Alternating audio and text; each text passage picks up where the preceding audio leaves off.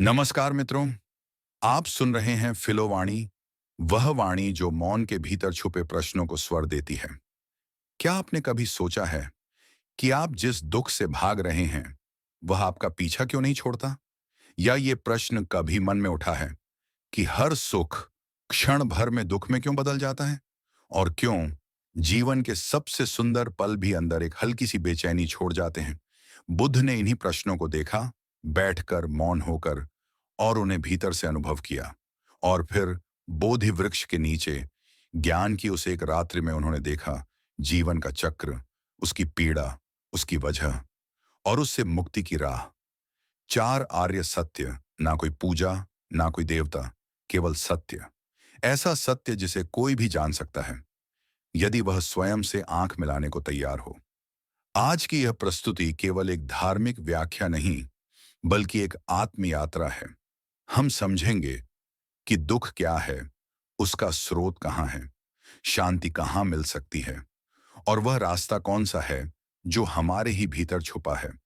तो आइए फिलोवाणी के इस ध्यानपूर्ण प्रवाह में उतरते हैं, जहां बुद्ध की मौन दृष्टि आपके हृदय के शोर को शांत कर सकती है। पहला सत्य, दुख, दुखा, जीवन दुखमय है। बुद्ध ने कहा, जन्म लेना, बूढ़ा होना, बीमार पड़ना, प्रियजनों से बिछुड़ना, इच्छाओं का अधूरा रह जाना, यह सब दुख है। लेकिन यह दुख केवल पीड़ा नहीं, बल्कि वह अस्थिरता है जो हर सुख में भी छिपी होती है। कभी आपने कोई ऐसा क्षण जिया है जो बहुत सुंदर था, लेकिन भीतर कहीं एक डर था कि यह क्षण समाप्त हो जाएगा? वो डर, वही छाया, दुख की ही अभिव्यक्ति है। हम हर दिन किसी न किसी रूप में इस क्षण भंगुरता से गुजरते हैं, चाहे वह बचपन का बीत जाना हो, एक प्रिय संबंध का बदल जाना, या फिर अपने ही मन का अस्थिर हो जाना। यही दुख है जो जीवन की सतह पर नहीं, उसकी गहराई में छुपा है। दूसरा सत्य, दुख का कारण, इस समुदाय। दुख की जड़ है तृष्णा। यह तृष्णा कुछ पाने की, कुछ बनाए रखने की, कुछ मिटा देने की, यही चक्र को चलाती है। जब तक यह तृष्णा है, हम दुख से बंधे रहेंगे। मानव जीवन एक अंतहीन खोज बन जाता है। हम दौड़ते हैं सफलता के पीछे, प्रेम के पीछे, स्थिरता के पीछे। लेकिन जैसे ही हम कुछ पा लेते हैं, तुरंत एक नई तृष्णा जन्म ले लेती है। यह तृष्णा एक अग्नि की तरह है, जितना ईंधन दो उतनी ही बढ़ती है। और हम उस आग में जलते हुए दुख को ही जीवन मान लेते हैं। तीसरा सत्य, दुख का निवारण, निरोधा। दुख का अंत संभव है। यदि तृष्णा समाप्त हो जाए, तो दुख भी समाप्त हो सकता है। यही है निर्वाण, एक ऐसी अवस्था जहां न इच्छा है, न भय, न मोह, केवल मौन, केवल शांति। कल्पना कीजिए एक तालाब जिसकी सतह पर लहरें नहीं हैं। उस शांत जल में आप अपने प्रतिबिंब को स्पष्ट देख सकते हैं। ठीक वैसे ही जब तृष्णा समाप्त हो जाती है, तो मन भी एक दर्पण बन जाता है, जिसमें न कोई अपेक्षा होती है, न पछतावा, केवल जो है वही होता है। ये न कोई उपलब्धि है, न लक्ष्य, ये तो बस छूटना है, स्वयं से, अपने लोभ से, अपने भय से। चौथा सत्य, अष्टांगिक मार्ग, मग्गा। दुख के अंत का मार्ग अष्टांगिक मार्ग है। एक, सम्यक दृष्टि, एवं दो, सम्यक संकल्प, तीन, सम्यक वाक, चार, सम्यक कर्म, पांच, सम्यक आजीविका, छठा, सम्यक प्रयास, सातवां, सम्यक स्मृति, आठवां, सम्यक समाधि। यह मार्ग है मध्यम मार्ग।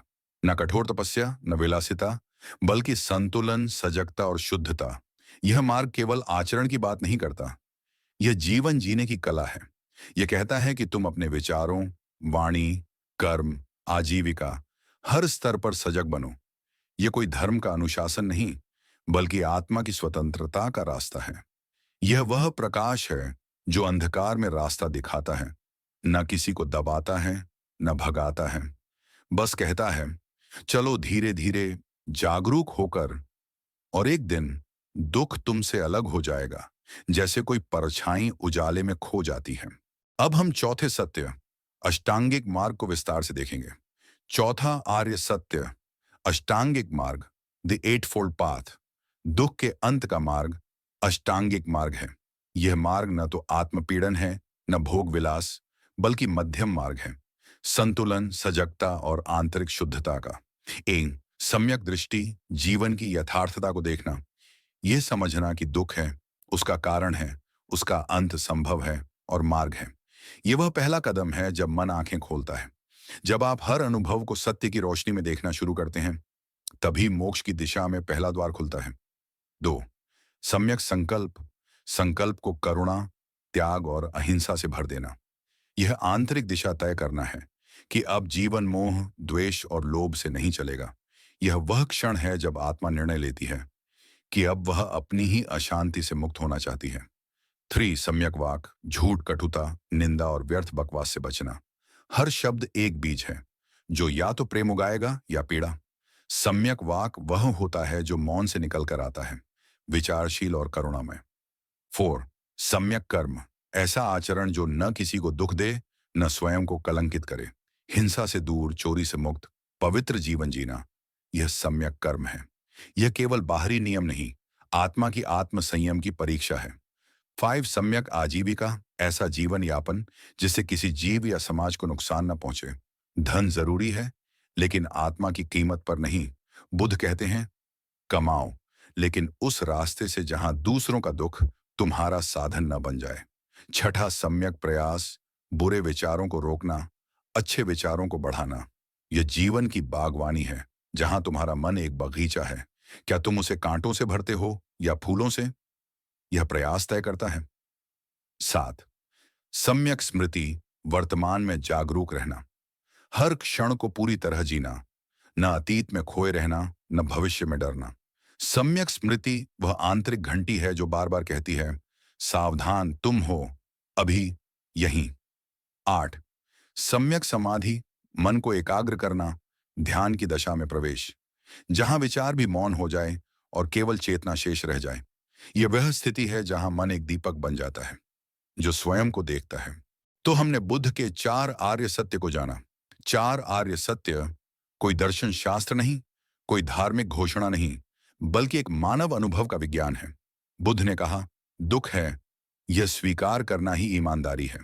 दुख का कारण है तृष्णा, यह समझना ही आत्मनिरीक्षण है। दुख का अंत संभव है निर्वाण, यह जानना ही आशा है। और उसका मार्ग है अष्टांगिक मार्ग, यह चलना ही ध्यान है।